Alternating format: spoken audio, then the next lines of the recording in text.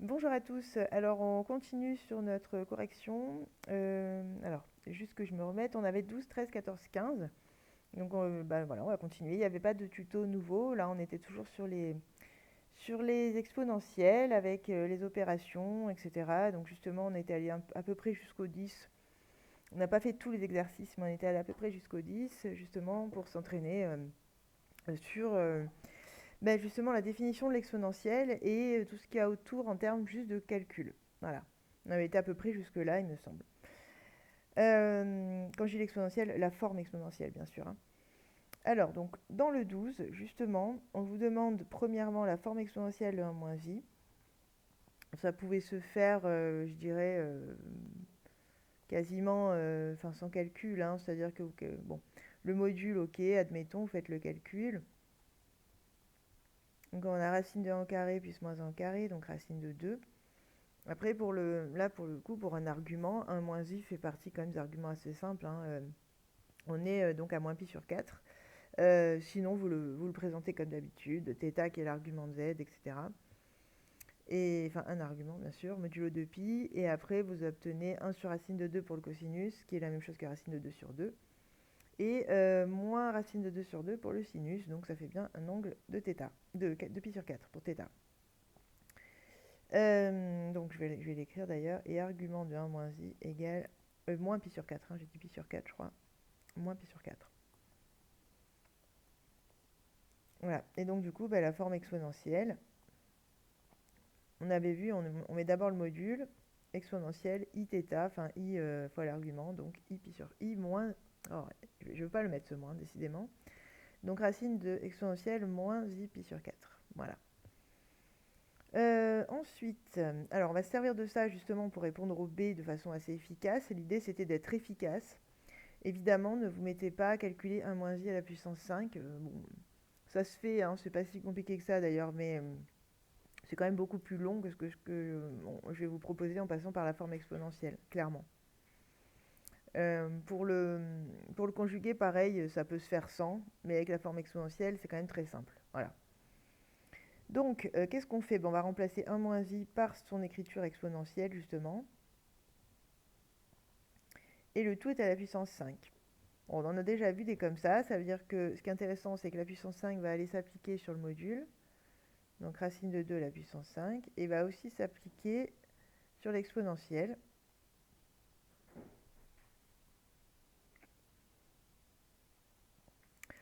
Racine de 2 puissance 5, alors quand je le mets à la puissance 4, ça fait 4.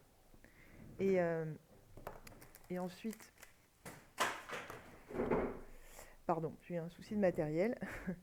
Donc oui, quand je mets à la puissance 4, ça fait 4, puisque à la puissance 2, ça fait 2, donc 2 fois 2, 4. Et après, il m'en reste une de racine de 2, donc ça va faire 4 racines de 2. Exponentielle, et là on avait vu que les exposants se multiplient entre eux, donc moins 5 pi sur 4. Voilà.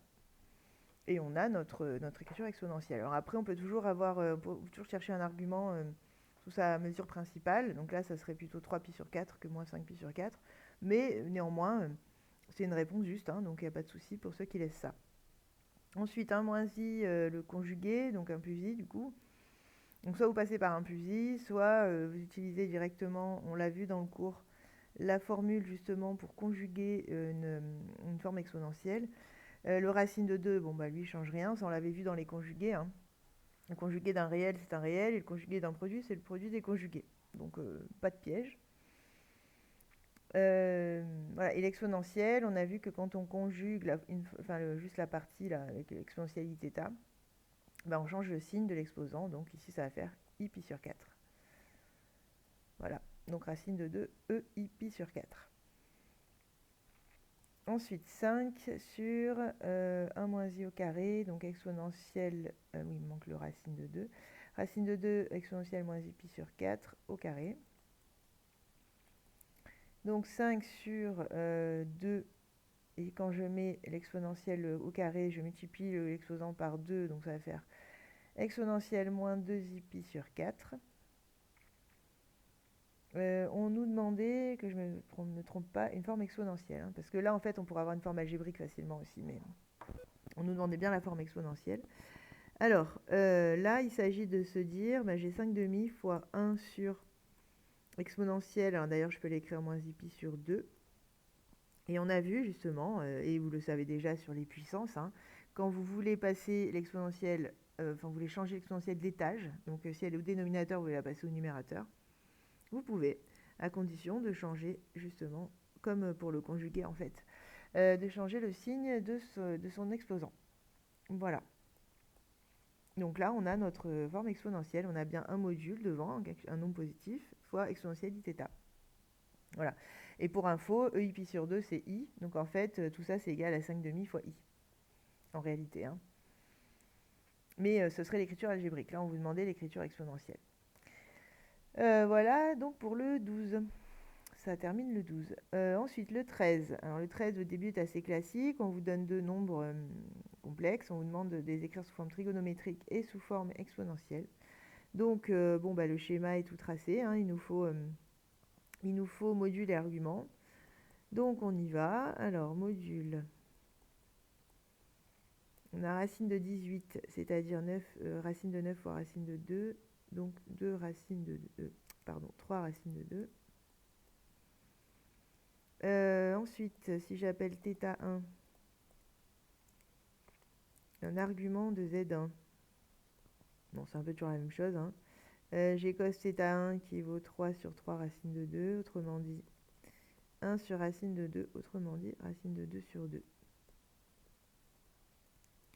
Et sinus θ1, moins 3 sur 3 racine de 2,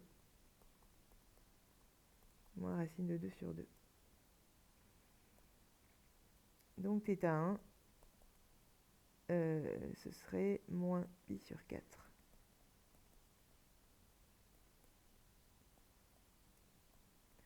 Modulo de pi. Voilà, donc j'ai mon argument et mon module. Donc je peux en déduire que Z1, il s'écrit, alors si j'écris la forme trigo, donc 3 racines de 2 cosinus moins pi sur 4 plus i sinus moins pi sur 4. Et forme exponentielle, 3 racines de 2 exponentielle moins i pi sur 4.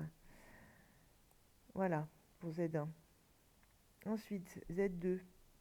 Mais alors je sens que j'ai pas laissé assez de place. Alors attendez, le 14, je vais le décaler par ici. Et moi, je peux effacer.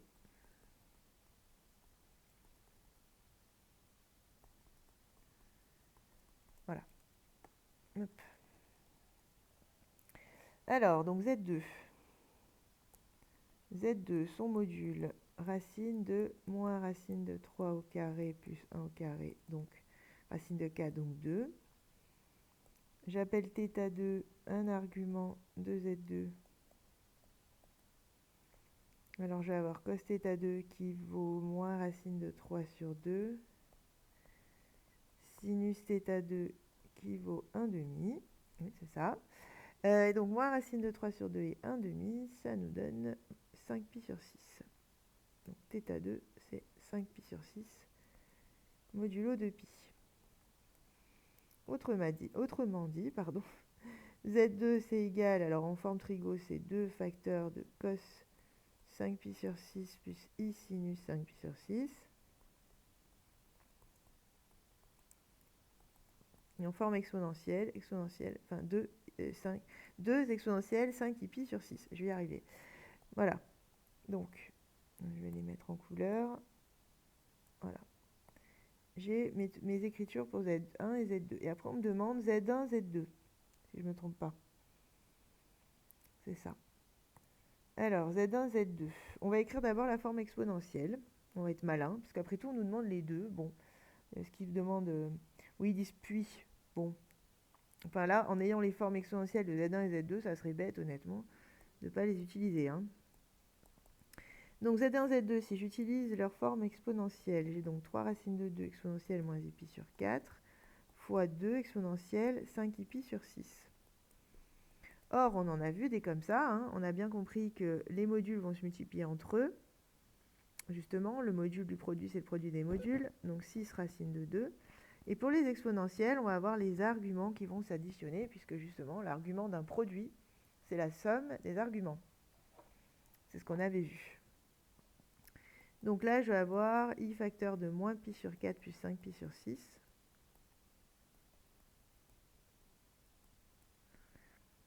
Alors, si je mets tout sur 12, là j'en ai moins 3 et là j'en ai plus 10. Oui, c'est ça. Donc ça fait 7 pi sur 6. Donc je peux enlever la parenthèse. Sur 12, pardon. Voilà, donc Z1, Z2 sous forme exponentielle, c'est ça. Et du coup, sous forme trigonométrique, tout simplement, c'est ça. Je remplace EI-θ, enfin EI 7 pi sur 12 par l'écriture trigonométrique. Donc ça aussi, je peux l'entourer. OK. Et on me demande d'en déduire, alors, en déduire les valeurs exactes de cos 7 pi sur 12 et sinus 7 pi sur 12. Donc d'après ce qu'on vient d'écrire, justement, Z1, Z2, c'est pas tout à fait, enfin ça ne donne pas exactement cos 7 pi sur 12, mais presque. Je vais expliquer pourquoi je dis ça. Imaginons que je développe là cette forme trigo. J'ai ça. Sinus 7 pi sur 12 et je rajoute un i. Ce qui veut dire que ça, c'est exactement la partie réelle de Z1, Z2. Et ça, c'est exactement la partie imaginaire de Z1, Z2. Ce qui veut dire qu'on peut trouver ça assez facilement, puisque Z1 et Z2, je vous rappelle qu'au départ, on a leur forme algébrique. On sait que c'est 3 moins 3i et moins racine de 3 plus i. Donc on peut tout à fait les multiplier, voir ce que ça donne, les développer, et voir justement ce qu'on va obtenir comme partie réelle et comme partie imaginaire. Et ça nous permettra de trouver justement ce qu'on a là, avec les cos et les sines. Alors on y va. Donc, Z1, Z2, c'est aussi égal à 3 moins 3i, facteur de moins racine de 3 plus i. Donc je développe.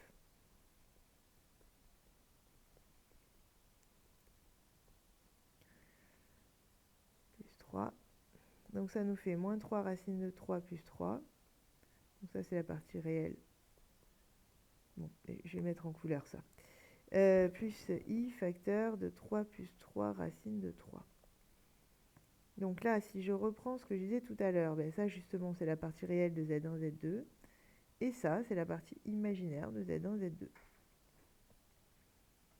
Donc si j'utilise ce que j'ai dit là, bon j'aurais dû le mettre sur le même affichage, c'est pas grave. Là j'avais une autre écriture de la partie réelle de Z1, Z2, de la partie imaginaire de Z1, Z2. Donc forcément elles vont être égales entre elles, ces différentes écritures. Donc là je vais pouvoir dire, donc, justement, alors 6 racine de 2 cosinus 7 pi sur 12 égale, alors qu'est-ce qu'on a comme partie réelle? Moins 3 racine de 3 plus 3.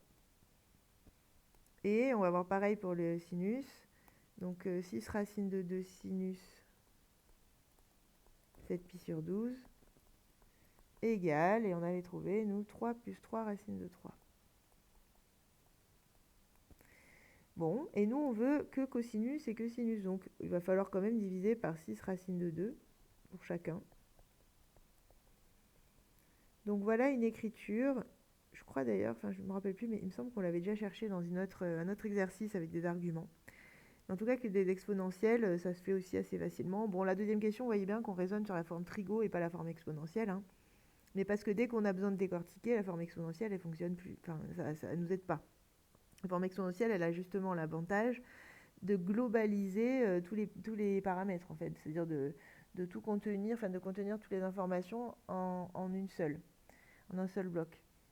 Mais ça décortique pas, du coup. Voilà. Donc c'est pour ça que dès qu'on a besoin de décortiquer, partie réelle, partie imaginaire, etc., on rebascule sur la forme trigo.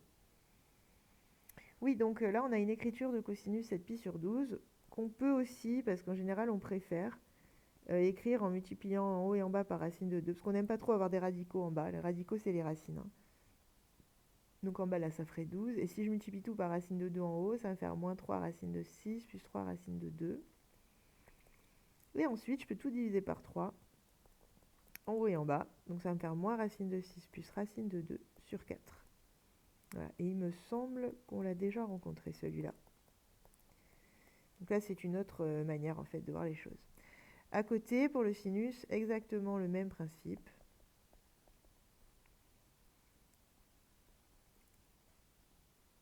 Si ce n'est que j'ai un plus au lieu d'un moins.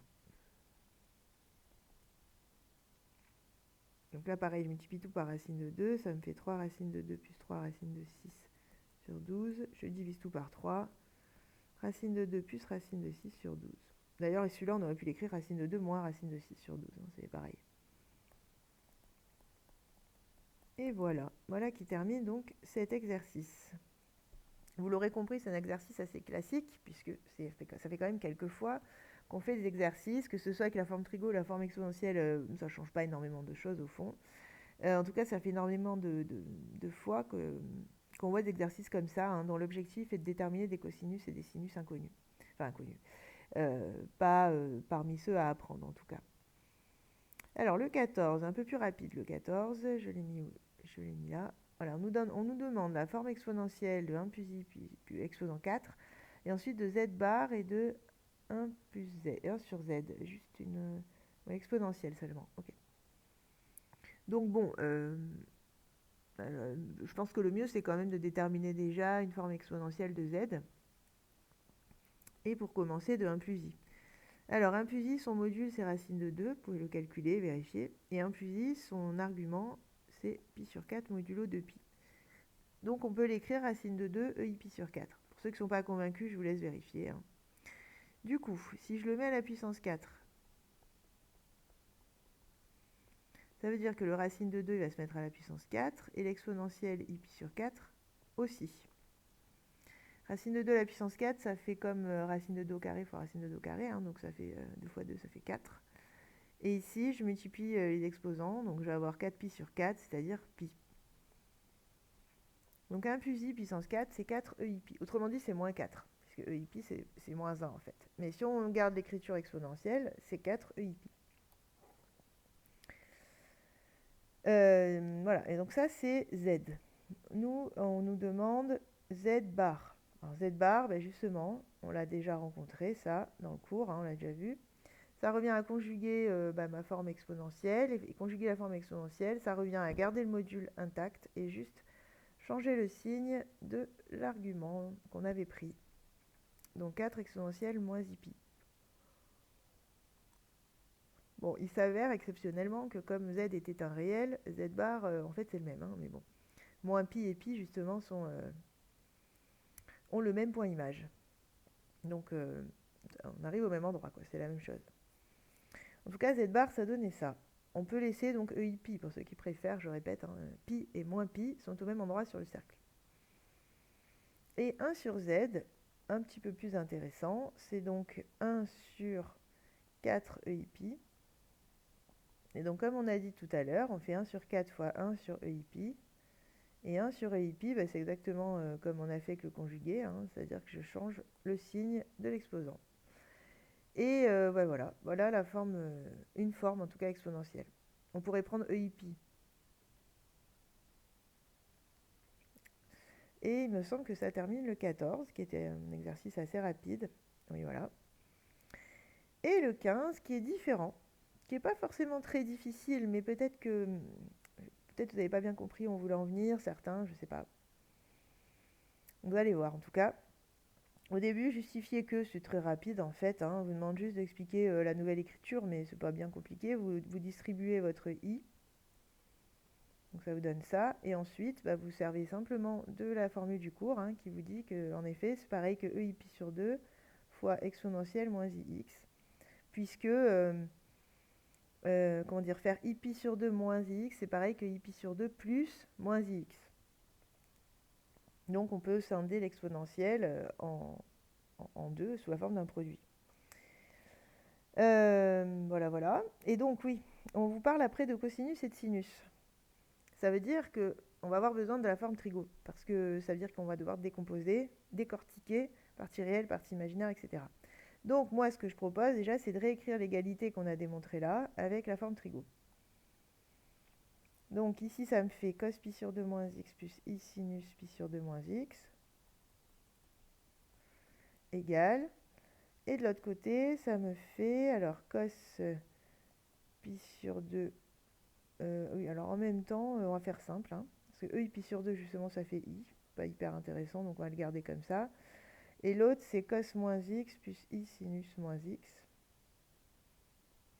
Donc je répète, hein, là, ce que j'ai fait, j'ai simplement remplacé... parce que j'ai vu que celui-là, il ne dépendait pas de x. Donc tant qu'à faire, ça sert à rien de le garder comme ça. J'ai mis I. Bon, après, c'est aussi parce que je sais où je veux en venir, hein. Après, on va faire une espèce d'identification. Alors, justement, voilà, encore une étape avant de pouvoir conclure. Donc, à gauche, je ne peux rien faire de bien plus intéressant. À droite, en revanche, je peux distribuer mon i. Donc, ça va me faire i cos moins x. D'ailleurs, cos moins x, entre parenthèses, hein, c'est pareil que cos x. Je pense que d'ailleurs, c'est là qu'ils veulent en venir. Ouais. Donc, je ne sais pas si vous vous souvenez, ça, cosinus est une fonction paire. Et vous le voyez de toute façon sur le cercle, hein, quand vous prenez un angle et son opposé, ils ont bien le même cosinus. Ensuite, i fois i, ça fait moins 1, donc moins sinus moins x. Même principe, sinus moins x. Je vais l'écrire là, tiens. Cos moins x, c'est égal à cos x. En revanche, sinus moins x, en hauteur, en fait, hein, quand vous prenez un angle et son opposé, ils ont un sinus opposé. Donc, moins sinus x, c'est une fonction impaire, la fonction sinus. Ce qui veut dire que, alors je peux l'écrire autrement, ça, la partie, tout ce qui est réel, c'est là, et j'ai moins sinus moins x, qui est en fait moins sinus x. Donc ça va me faire plus que sinus de x. Je ne sais pas si vous m'avez suivi. Ce que je veux dire, c'est que ça, là, c'est moins sinus x, d'après ce qu'on vient de dire tout à l'heure, et donc ça me fait moins, donc ça fait plus sinus x. Et après, pour la partie imaginaire, j'ai i fois cos x. Ok, alors justement, là, je parlais de partie réelle, partie imaginaire. Donc ça, c'est la partie réelle. Ça, la partie imaginaire. Et là, partie réelle, partie imaginaire. Donc, qu'est-ce qu'on en déduit? Ben justement, on en déduit que comme deux nombres complexes ne sont égaux que s'ils ont les mêmes parties réelles et les mêmes parties imaginaires, eh bien forcément, la partie réelle d'un côté est égale à la partie réelle de l'autre. Et pareil pour la partie imaginaire. Partie imaginaire d'un côté est égale à la partie imaginaire. Ah oui, pardon, je me suis trompée. Là, c'est sinus de l'autre. Voilà. Et vous retrouvez, peut-être que l'an dernier, vous aviez eu le temps de le voir, ça, je ne sais pas. C'est des formules qu'on commence à voir en première, normalement. Voilà, on retrouve en tout cas des formules de trigonométrie assez classiques. Et on les a trouvées en utilisant la forme exponentielle, les calculs sur la forme exponentielle. Et après, en revenant à la forme trigo. Hein. Voilà, donc ça c'est pour le A. Et le B, en fait, c'est le même, mais avec plus, il me semble. Voilà, c'est exactement le même travail. Bon, je peux réécrire hein, si vous voulez, mais c'est vraiment pareil. Donc, EI pi sur 2 plus x, bah, comme tout à l'heure, hein, on distribue le i, donc ça revient à dire que c'est EI pi sur 2 fois EIX. Je regardais. Ah oui, ouais, ok, je me trompais d'exercice, mais c'est bon. EI pi sur 2, c'est i, donc ça me fait I EIX. Donc si je passe à la forme trigo, ça va me faire cos pi sur 2 plus x plus I sinus pi sur 2 plus x égale I fois cos x plus I sinus x. Donc si je continue,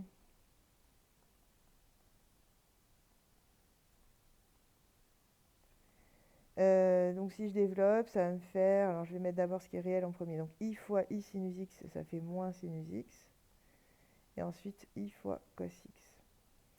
Et donc là, même principe, j'identifie partie réelle avec partie réelle, donc ça me fait cosinus pi sur 2 plus x égale moins sinus x. Et ensuite, j'identifie partie imaginaire avec partie imaginaire.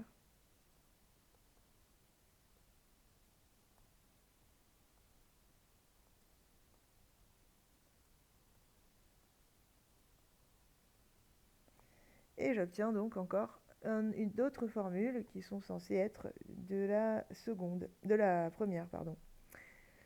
Voilà, alors juste pour petite info, pour ceux qui ne comprennent pas trop quel sens ça peut avoir, tout ça, on va quand même en donner un petit peu du sens. Alors attendez, je crois que le logiciel fait des cercles. On va en profiter, hein. Pour une fois, on va avoir des jolis cercles. Voilà, c'est mieux quand même, hein, que ce que je fais d'habitude. Donc, oui, alors qu'est-ce que ça signifie tout ça? Eh bien, ça signifie que si je prends, donc, alors je vais placer mon repère, pardon,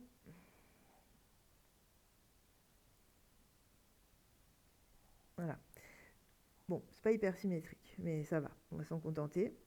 Donc ça signifie que si je prends par exemple x ici, donc j'ai x là, voilà. Imaginons que je m'intéresse à pi sur 2 plus x. Donc ça veut dire que je fais x plus pi sur 2, autrement dit. Donc j'ai x et je vais aller rajouter un angle droit. Donc là je fais un angle droit, donc j'ai rajouté plus pi sur 2, et donc j'arrive ici à x plus pi sur 2.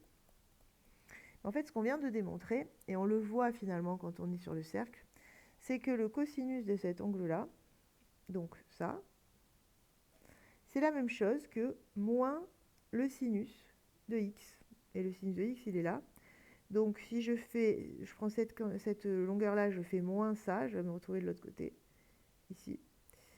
Voilà. Et donc en effet, ben, ça a l'air cohérent en tout cas que ici, j'ai le même nombre que ici.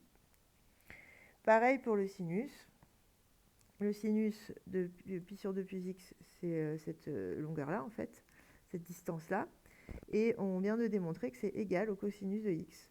Et en effet, si on fait un dessin, un tracé qui est précis, on se rend compte que c'est cohérent. C'est pas une preuve, ça, hein. La preuve, on vient de la donner, justement. On vient d'en donner une possible, en tout cas. C'est pas du tout la seule, mais c'en est une.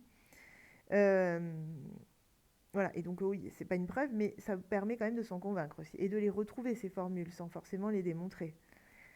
Après, l'autre, pareil, pi sur 2 moins x. Alors, pi sur 2 moins x, ça veut dire que je fais pi sur 2, il est là. Et j'enlève x, donc j'enlève tout ça. Donc je vais me retrouver plutôt par là.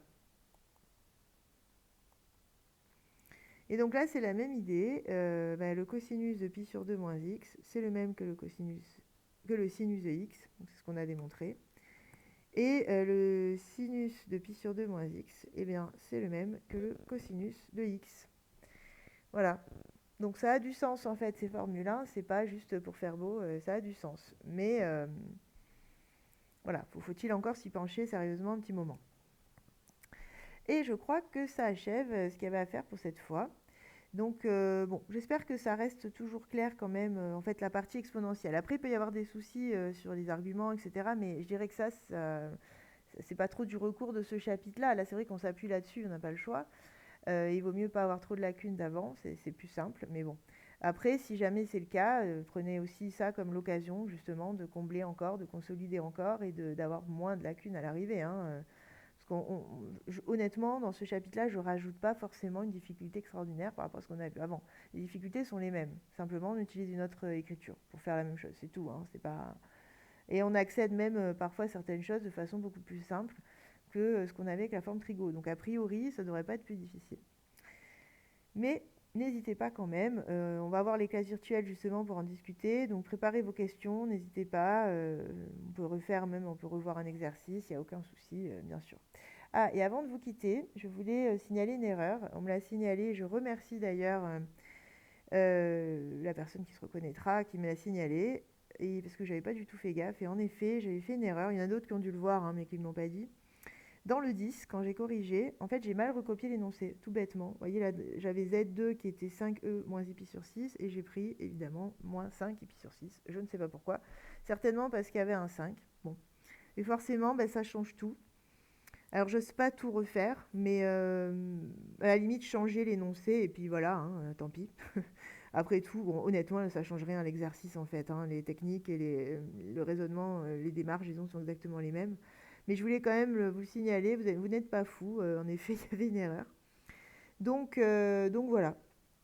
Le plus simple, comme je vous dis, hein, alors soit vous restez avec ce que vous aviez fait, bon, pas de souci, soit vous intercalez un 5 ici, là, dans l'énoncé, et puis on fait comme s'il y avait eu un 5, et puis voilà, hein. Ça peut être une solution. Bon, en tout cas, bon courage à tous. À très bientôt. De toute façon, on va quand même essayer de se voir disons, classe virtuelle interposée. C'est mieux que rien. Et en tout cas, bon courage dans cette période qui est, maintenant, on commence à avoir l'habitude, hein, qui est jamais très drôle, mais bon, c'est une période à passer. Et on espère que ce sera la dernière. Allez, bon courage, à bientôt.